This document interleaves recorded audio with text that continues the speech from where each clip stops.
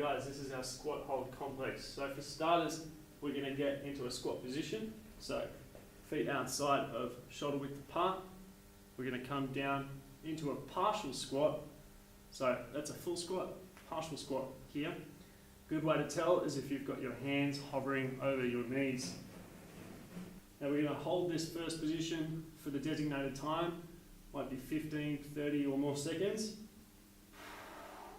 Keep those ribs tucked. You're going to feel it in the lower back and the core. And this is really important for our pack carrying strength. Hands up overhead. Now, with our hands overhead here, we keep this same posture. Nothing's changed. Hold for the designated time. Start to feel it burn. Back nice and flat and straight. Then the last one, hands behind, chest out, shoulders back. Here we can hinge a little more, open up a little. Really feel those glutes firing now, maybe the quads a little bit as well. Keep the weight, your weight in the heels. Chest out, shoulders back. For the designated time. Okay, so that's one round. And we're going to go through 3 to 4. Going to feel that core burn. Going to feel the lower back work as well.